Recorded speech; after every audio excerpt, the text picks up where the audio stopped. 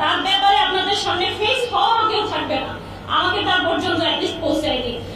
আমি আপনাদেরকে আমি না মামলাগুলো আদায় করতে পারতেছি না, আমার নামাজের কোনো অর্থ ঠিক আছে না, আমার কোনো কিছু ঠিক আছে, আমি এই জীবনটা চাচ্ছি না এরকম। আমার দিন শেষে আমার রবের সামনে দাঁড়াতে হবে, দিন শেষে আমাকে আমার রবের সামনে দাঁড়িয়ে ইন্ডিভিজুয়ালি আমার জবাবদিহিটা আমাকেই করতে হবে।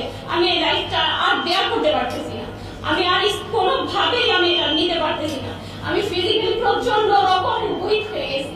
আমি হাত জোর করে বলবো আপনাদের কাছে, আমার এই নিউজটা আপনারা মাননীয় প্রধানমন্ত্রী পর্যন্ত পৌঁছে দিন। আমি হাত জোর করে বলবো আপনারা প্রধানমন্ত্রীর কাছে আমার এই নিউজটা পৌঁছে দিন।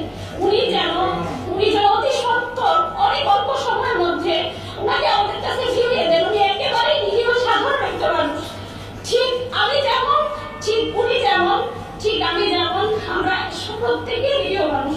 আমি কিছুই জানি না, আমি এই অঙ্গনের মানুষও না, আমি আবার বলি আমি এই অঙ্গনের মানুষও না। তাই আমার কথায় যদি কোনো ত্রুটি বিচ্যুতি থাকে, কোনো ভুলভ্রান্তি আপনাদের দৃষ্টিগোচর হয়, আমি আপনাদের কাছে ক্ষমা প্রার্থী।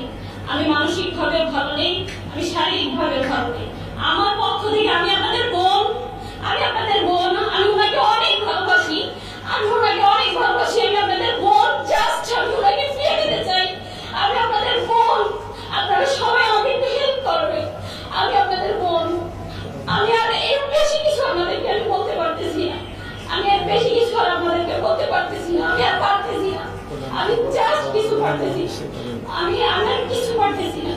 আমার পক্ষ থেকে প্রধানমন্ত্রী পর্যন্ত লেখা দেওয়া হয়েছে, আমি ডিবি কার্যালয়ে গিয়েছি, আমি র্যাব সদর দপ্তর গিয়েছি, পুলিশ হেডকোয়ার্টার গিয়েছি এবং প্রত্যেকের কাছে আমার পক্ষ থেকে লেখা পৌঁছে দেওয়া হয়েছে। আমি আসার আগে র্যাব হেডকোয়ার্টার থেকে র্যাবের জিডি স্যারের সাথে দেখা করে এসেছি। উনি আমাকে আশ্বস্ত করেছেন যে আমাদের কাছে নেই, অ্যাটলিস্ট আমাদের কাছে থাকলে আমি আপনাকে ইনফর্ম করতে পারতাম, আমাদের কাছে নেই। আমি তার সাথে সহযোগিতা কামনা করে এসেছি যে আপনি আমাকে সাহায্য করেন।